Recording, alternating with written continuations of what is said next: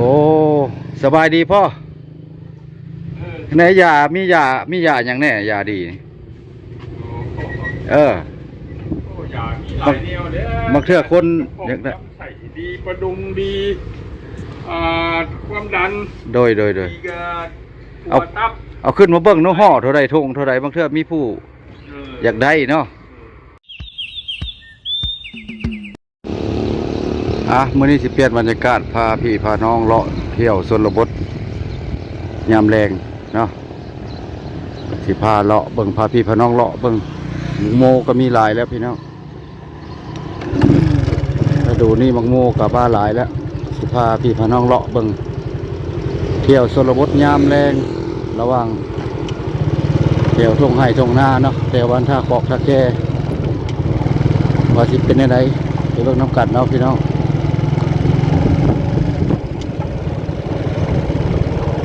มังโมกับมาหลายแล้วมังโมทางบรรทัมเฮา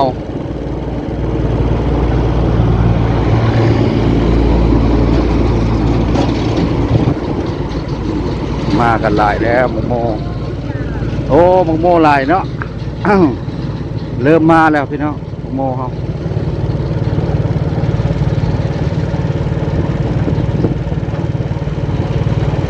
ระหว่างยามแรกนี่สิเป็นอะไรนะครับพี่น้อง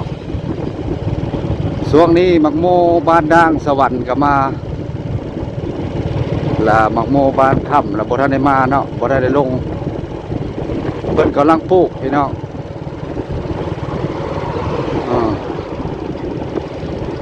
หลายได้พี่น้องเอ้ย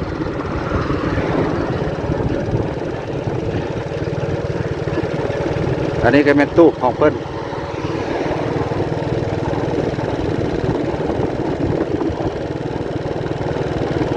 ตู้นี้ก็ยังบ่ทันมาเนาะเพราะท่านได้เลี้ยวเข้าเรือน้ำกันบ่เนาะรถได้ลายเป็นพิเศษสายทางเลขที่12นะพี่น้องรถลาย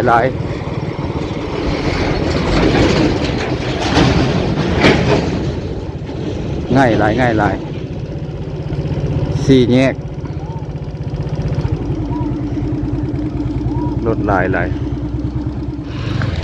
4 แยกด้านภาษีป้อมภาษีใส่ทางเข้าสู่เวียดนามเป็นทางเส้นแรกเส้นเดียวเลยออกเนาะ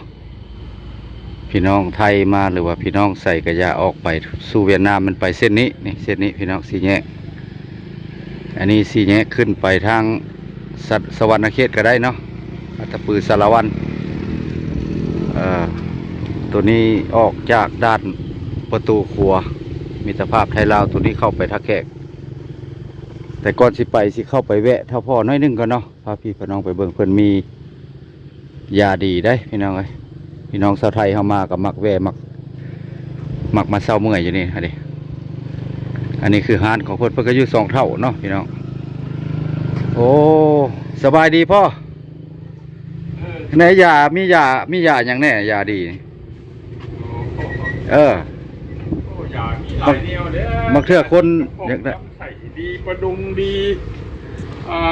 ความดันโดยเอาขึ้นมาเบิ่งเนาะห่อเท่าไรทงเท่าไรบางเทื่อมีผู้อยากได้เนาะเพิ่นมียาพื้นเมืองได้พี่น้องยาพื้นเมืองตัวบนที่ได้ขายดีคนนิยมที่สุดเลยเป็นตัวนี้ประดุงยาประดุงบ่นี่พ่อบ่ยาดีก็พ่อแล้วใส่เอาเลยทุกมือเลยคนขายออกตลอดมือเลยคนออกเป็นความดันเดี๋ยวบ่มีบ่พ่อความดันมีมาเบิ่งเนาะความดันคนก็ต้องการรายได้ความดันได้ติดตับตัวนี้ยาดีตับเนาะอันนี้เนาะเป็นภาษาลาวคนพี่น้องชาวไทยเขาก็อ่านได้อยู่แล้วแวะไปแวะมาก็อยู่ทางเดียวนี่ละอ่านเพิ่นก็ได้ยาประดกได้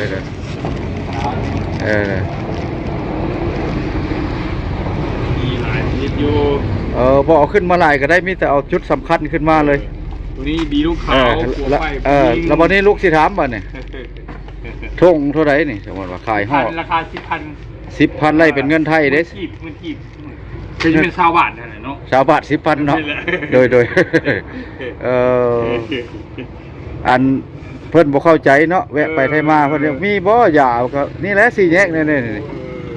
สี่แยกนี่แหละนี่ แยกนี่แหละ นี่เพิ่นมีอยู่เนาะยานี่พอละมาเนาะหมอยาพื้นเมืองแล้วเราบ่เข้าน้ำแล้วละเข้าแล้วละเข้าหน้าแล้วเนาะยังเนาะเด้อหาขอบใจเด้อพ่อเด้อมีแต่สิบอกให้โฆษณาให้เพิ่นตื้มเพราะว่าลูกมาวันนี้เรามาถ่ายนี่นะถ่ายบริเวณทงไห้ทงนาให้เพิ่นเบิ่งว่าเขาแล้วกันยังบ่ทงบ้านถ้ำบ้านเล่างัวเฮาหรือว่าถ้าโคกถ้าแค่เข้านะผู้อยากเบิ่งเนาะหาขอบใจเด้อพ่อเด้อเอาไปกันต่อวันนี้พี่น้องระหว่างทงไห้ทงนาก็เริ่มแล้วกันหลายแล้วว่างนึงนี่ก็แวะถามยาพื้นเมืองเพิ่นมียาดีหลายชนิดเนาะยาเนาะมีพี่มีน้องอยากได้แต่นี่คือทงนาบ้านท่าแค่นี่ก็แล้วหลายกันแล้วมื้อนี้ถือว่าปั้นหลาย70-80%พี่น้อง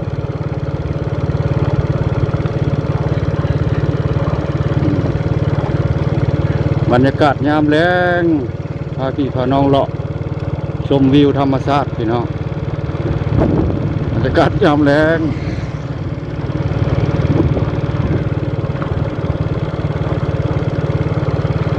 บ้านเฮาก็ซ้ำนี้ละพี่น้องอากาศเริ่มหนาวแล้วเด้อพี่น้องเฮา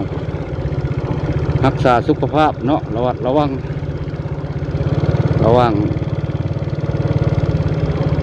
การไปการมาเนาะอากาศออกแล้วเริ่มระวังเพราะว่าเนี่ยเพราะว่าอากาศมายามหนึ่งยามเดียวพี่น้อง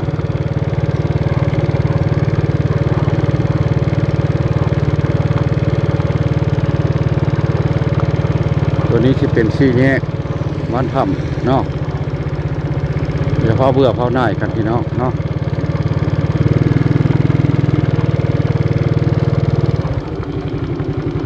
ซี่แยกวันทำไปทางบ้านถ้ำวันนี้พาพี่น้องไปทางถ้ำสร้างเนาะจังหวัดพี่น้องทางบ้านถ้ำเขาแล้วกันละบ่เขาน้ำสามป่า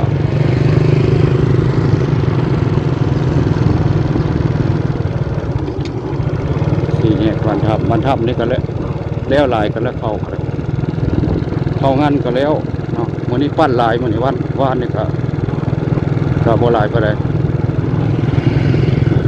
ตอนนี้กำลัง5 โมงฝ่ายกำลังเลิกกะ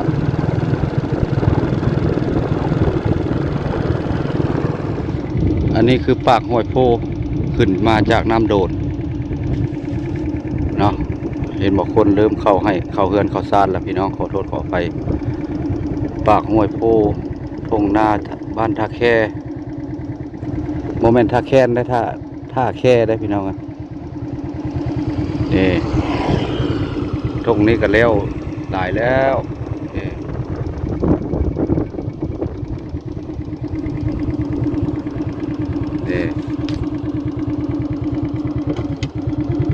ไปกันต่อไปเบิ่ง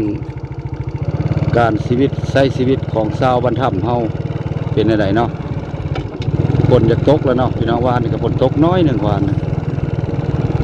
ฝนตกน้อยหนึ่งวันนะรถก็อยากลมหลายแล้วอยากน้องหลายแล้วพี่น้องบ้านถ้ำนี่แต่ก่อนก็เป็นบ้านชนบทได้พี่น้องเพราะว่ามาปัจจุบันนี้เพิ่นก็ปลูกยางมาได้หลาย10 ปีแล้ว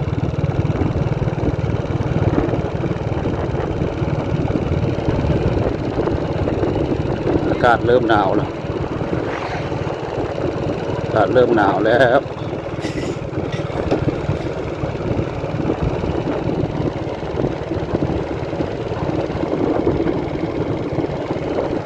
ตรงนี้ก็แล้วหลายแล้ว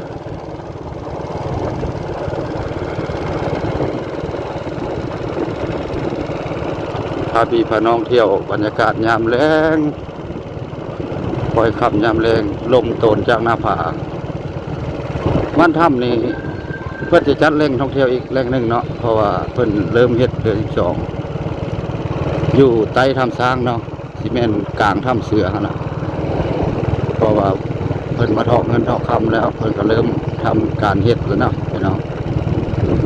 ถ้าเพิ่นเปิดแล้วก็บ่แปลงก็สิได้ไปเก็บภาพบรรยากาศให้เบิ่งไปตื้ม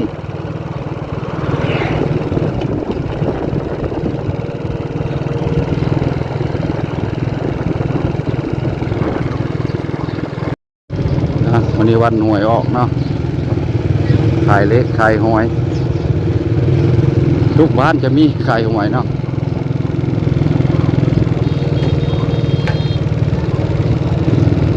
ยามแรกในทางอยากแคบจักหน่อยเนาะทางมาทำเลยเพราะว่ามันอัดคนมาตั้งให้ตนาเนาะเอาไปเขาก็ได้ระวังเส้นนี้รถบรรทุกจะแล่นบ่ได้เนาะรถระวัง12 ล้อขึ้นไป6 ล้อนี่แล่นได้เนาะเพราะว่ามันสีเอี่ยวบ่ได้เนาะพอเป็นทางแคบ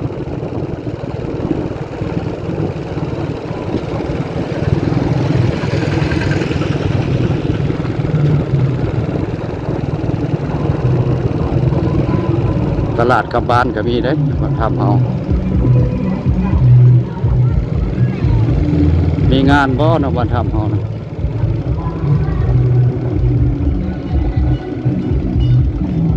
โอ้งัวลายแท้ไม่เท่า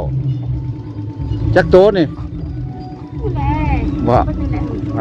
ฮอดบ่10 ปลาย 8 ตัว8 ตัวเนาะ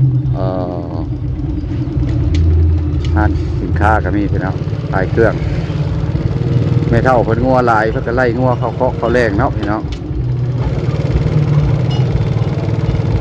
บ้านถ้ำเนี่ยมีงานได้นี่เสียงเปิดตู้อยู่ตึมอยู่นะจุดนี้ละกายถ้ำช้างเลยเนาะออกไปทางเชียงเวนทางถ้ำงัวแบบนี้เนาะออกไปพายถ้ำงัวพี่น้อง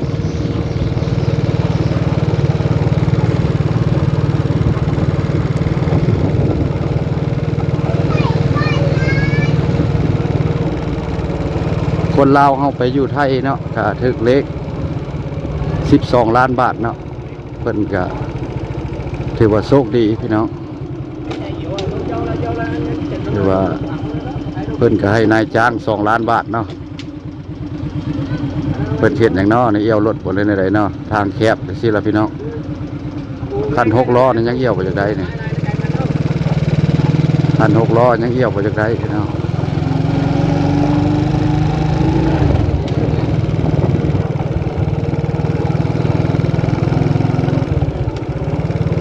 เพิ่นก็เป็นผู้โชคดีเนาะคนลาวเขาไปเฮ็ดงานอยู่ไทยค่อยเห็นข้าวเนาะเป็นคนโชคดีถือหวยรางวัลที่1เนาะ12 ล้านบาทเพิ่นจะให้นายจ้างอีก2 ล้านบาทเนาะพี่น้องเพิ่นเอา1 ล้านบาทถือว่าเป็นเศรษฐีคนใหม่พี่น้องคนเฮาในนี่แหละเนาะมันก็บ่ฮู้เนาะบัดมันสิเฮงกับผู้เดียวเนาะพี่น้องบัดสิช่วยกับผู้เดียวแต่ว่าคนเฮาก็เพิ่นบอกว่าไม่ล้มละข้ามคนล้มละบ่ให้ข้ามเนาะคนเฮาก็วาสนาแข่งกันบ่ได้แข่งเงือแข่งแก่ได้แข่งบุญวาสนาแข่งกันบ่ได้เนาะคนเฮาคือบ่แปลงนี่ถึงฮอด12 ล้านบาทก็สิได้ถ่ายให้พี่น้องเห็นคือเก่าเพราะว่ามันมักเนาะได้ด้านนี่แต่ว่าเกษตรอาชีพไม่เนาะพยายามก็สิได้ย่าเลิกล่าย่าแล้วพี่น้องพอเมื่อยหลายละ10 ปลายปีแล้วฝนตกแล้วยิบกันพี่น้อง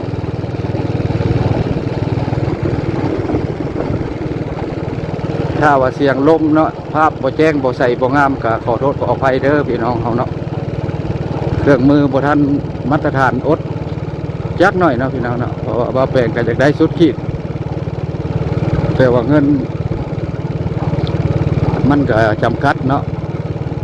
ได้กล้องมาตรฐานโกโปรก็ประมาณ 9,000 บาทเนาะโกโปร12อันนี้ป้ายเข้าเสียงเวนโรงเรียนเสียงเวนเฮาโกโปร12มัน 9,000 บาทเนาะเพราะว่าพอเห็นเปิดข่าวเห็นว่ามือ2นี่ก็สิประมาณ 5,000 หรือว่า 4,000 ปลายเนาะก็สิพอใช้อยู่พี่น้องอันนี้ฮอดบ้านเสียงเวนล่ะพี่น้อง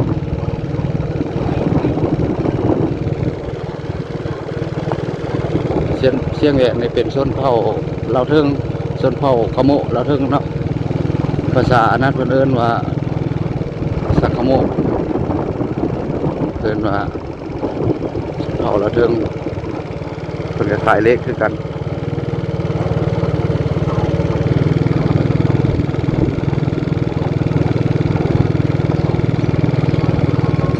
บ้านนี้ก็ถือว่าแล้วหลายเติบแล้วเขา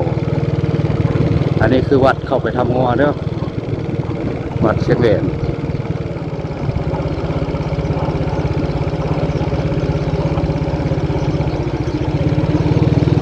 ก็แปลงกมาดุพอเลยเนาะเชียงแหวนแต่ว่ามันบ่คือเก่าเนาะพี่น้อง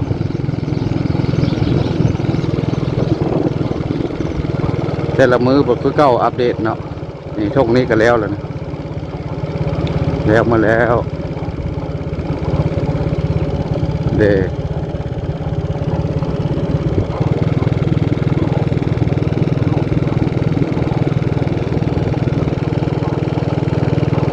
ใครจะมีบ้านพักเชียงแหวนเฮา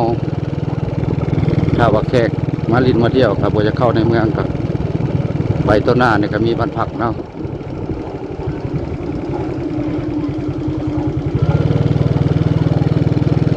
ขายมักเดือย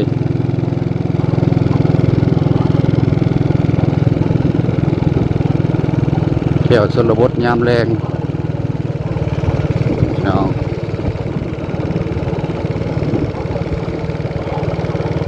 น้องๆเพิ่นก็ลิ้นตามภาษาเพิ่นเนาะน้องน้อยเพิ่น